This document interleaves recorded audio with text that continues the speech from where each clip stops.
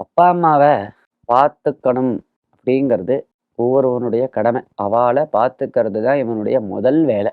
அதற்கு என்ன தேவையோ, அவாளுக்கு என்ன தேவையோ, அவாளுடைய சந்தோஷமும், அவர்களுடைய தேவையும் அறிந்து இவன் செயல்பட வேண்டும். அதற்கு வேண்டிய ஏற்பாட இவனே பண்ணணும். இப்படி முடியலைன்னா, அதற்கு வேண்டிய ஏற்பாட்ட பண்ணி அவாள சந்தோஷமா வச்சுக்கணும்.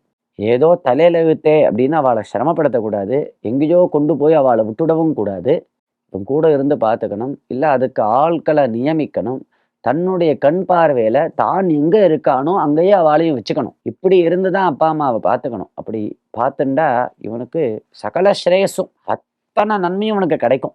ஏன்னா, அப்பா, அம்மாவ பார்த்துக்க கூடியதான ஒரு பையனிடத்துல சகல தேவதைகளும் சந்தோஷத்த அடையறா. ஏன்னா, புராணங்கள்லாம் அப்பா, அம்மாவ தெய்வமாக பார்த்து சுஷ்ரூஷ பண்ணக்கூடியதான பக்தனுக்கு பகவானே நேரா வந்து காட்சி குடுத்தான்.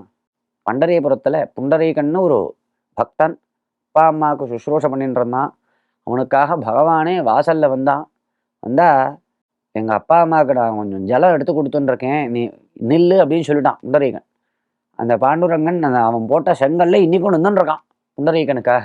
அப்படின்னா, அது எவ்வளவு பெரிய ஒரு புண்ணியமான காரியம் அப்படின்னு நம்மளுக்கு தெரியறது. கங்கா, யமுனா, சரஸ்வதி போன்ற புண்ணிய தீர்த்தங்கள்லாம் பெண் வடிவ எடுத்துண்டு இந்த அப்பா, அம்மாவுக்கு சுஷ்ரூஷ பண்ணக்கூடியதான அந்த பையனுடைய வீட்டுக்கு வந்து, வீட்ட மொழுகி, பெருக்கி, தொடச்சு இந்த காரியங்கள்லாம் பண்ணி, தங்களுடைய ஒரு பாபத்த போக்கிண்டா. எல்லாரும் அவர்கள் கிட்ட கங்கையில வந்து குளிச்சு அவரவர்கள் பாபங்கள விட்டுட்டு போயிடுறா.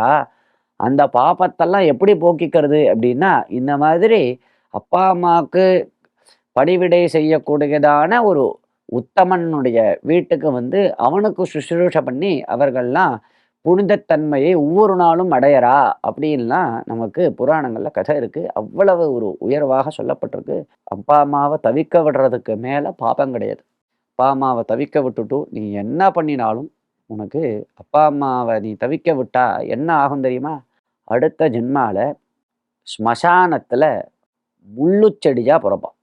முள்ளுச்செடியா ஜென்மா கிடைக்கும் ஸ்மசானத்துல. ஏதோ நல்ல ஒரு தோட்டத்துல கூட பொறக்க மாட்டான் முள்ளு செடியா. ஸ்மசானம்னா தெரியும்னு நினைக்கிறேன். ருத்ரபூமி சுடுகாடுல போய் முள்ளு செடியா பொறப்பான். மகா பாபம் பண்ணியிருந்தான்னா அந்த மாதிரி ஜென்மாலாம். அப்ப இதுதான் அப்பேற்பட்ட பாபம்னு சொல்லப்பட்டிருக்கு. அப்பா அம்மாவை தவிக்க விடுறது.